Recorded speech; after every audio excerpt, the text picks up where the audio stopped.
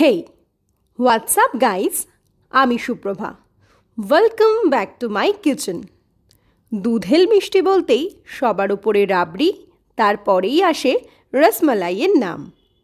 আজ তোমাদের সাথে শেয়ার করব সেই রসমালাইয়েরই ফাঁকিবাজি রেসিপি। আসলে বাড়িতে কিছু আত্মীয় আসায় অনেক রসগোল্লা আনা হয়েছিল, তবে দুপুরের খাওয়া দাওয়া এত জম্পেশ হয়েছিল যে কেউ সেভাবে রসগোল্লা খেতে পারেনি। তাই আজ সেই রসগোল্লা দিয়েই হবে ইনস্ট্যান্ট রসমালাই। সবার আগে 2 লিটার দুধ গ্যাসে বসিয়ে দিলাম। দুধ ফুটতে থাকুক। এবার একটু দুধ একটা পাত্রে তুলে নিচ্ছি। এতে ভেজাবো কিছুটা কেসর। রসমালাইয়ে কেসর দিলে খুব ভালো কালার আর সেন্ট হয়। তবে আমি আজ যেই কেসরটা ব্যবহার করছি সেটা না আছে ভালো রং, না আছে ভালো গন্ধ। কিছুটা এলাচও তাই আমি থেতো করে নিচ্ছি।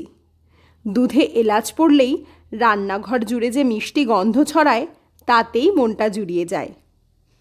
রসগোল্লা থেকে ভালোভাবে রস চিপে নিতে হবে। রসগোল্লাগুলো অনেকটাই বড়, তাই আমি এটাকে কেটে 4 ভাগ করে নিচ্ছি। তোমরা ছোট রসগোল্লা দিয়ে করলে 2 ভাগ করে নিও। আবার গোটা রসগোল্লার রসমালাইও করতে পারো। তবে আমার বাড়িতে সবাই রসমালাইয়ের ছোট ছোট রসগোল্লাই পছন্দ করে, তাই ছোট করে কেটে নিচ্ছি। ফ্রিজে 2 দিন ধরে এই রসগোল্লাগুলো পড়েছিল। কারুর খাওয়ার অত ইচ্ছে ছিল না, কিন্তু রসগোল্লার এই রসমালাইয়ে ট্রান্সফর্ম হওয়ার পর নতুন মিষ্টির প্রতি সবার শুধু ঝোঁকই বাড়েনি। ফ্রিজ থেকে ঠান্ডা রসমালাই বাটিতে ঢেলে সার্ভ করার পর নিমেষের মধ্যে বাটি থেকে কড়াই চেটেপুটে সব সাফ। সব বাঙালির মতো রসগোল্লাকে আমিও পছন্দের মিষ্টির তালিকায় শুরুর দিকে রাখলেও রাবড়ি, ছানার পায়েস, রসমালাইকে আমার তালিকার প্রথমের দিকে জায়গা দিই। বাঙালি মানেই তো মিষ্টি বলো। রসগোল্লা, সন্দেশ, পান্তুয়া, কালোজাম, জলভরা, ছানার পায়েস, ছানার জিলিপি, ছানা পোড়া, আরও কত কি। তবে তোমাদের কার কোন মিষ্টিটা সব থেকে বেশি পছন্দ কমেন্টে জানিও কিন্তু। সব রসগোল্লাগুলোকে ছোট ছোট করে কাটা শেষ। এদিকে দুধটাও জাল পড়ে বেশ অনেকটা গাঢ় হয়ে গেছে। এবার দুধটাকে আরও একটু গাঢ় করার জন্য আমি ব্যবহার করছি গুঁড়ো দুধ। খানিকটা গরম দুধ একটা পাত্রে ঢেলে তাতে মিশিয়ে দিচ্ছি 2 চামচ গুঁড়ো দুধ। দুধটা ভালো করে গুলিয়ে নিয়ে ফুটন্ত দুধে ঢেলে দেব। এবার দুধটাকে ভালো করে নেড়ে নেব যাতে কোনো লাম্পস না থাকে। এই রেসিপিটা ফাঁকিবাজি করে করলেও খাওয়ার সময় কিন্তু একটুও বোঝা যায় না। খেতে অবিকল দোকানের তৈরি রসমালাইয়ের মতোই লাগে। এবার দিয়ে দিচ্ছি কেসর গোলা দুধটা। কেসরটা খুব একটা ভালো নয়, তাই তেমন কোনো কালার আসেনি।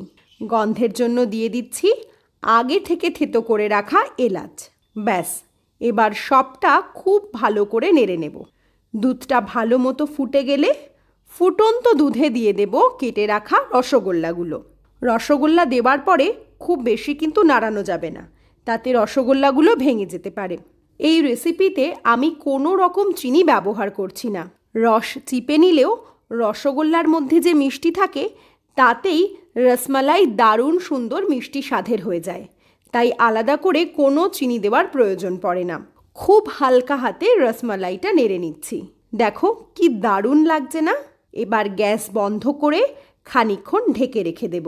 একটু ঠান্ডা হয়ে গেলে ফ্রিজে রেখে চিল্ড সার্ভ করো ইনস্ট্যান্ট রসমালাই। তবে আমারও তো ধৈর্য নেই, তাই গরম গরম বাটিতে ঢেলে ওপর থেকে একটু কেসর ছড়িয়ে গরম গরমই ফু দিয়ে রসমালাইয়ের সাগরে ডুব দিলাম। প্লিজ তোমরাও বাড়িতে এটা ট্রাই করে রসের সাগরে ডুব দাও। অবশ্যই ভেসে উঠে কমেন্টে জানিও কেমন লাগলো। বাড়িতে হঠাৎ করে কোনো গেস্ট চলে আসলেও রসগোল্লার বদলে এভাবে ইনস্ট্যান্ট রসমালাই করে দিতে পারো। সত্যি বলছি, এই ডেজার্টটা পেয়ে তোমার তারিফ তো করবেই করবে। ভিডিওটা ভালো লাগলে একটা লাইক করো। সো স্টে টিউনড আর খাও দাও মজা করো।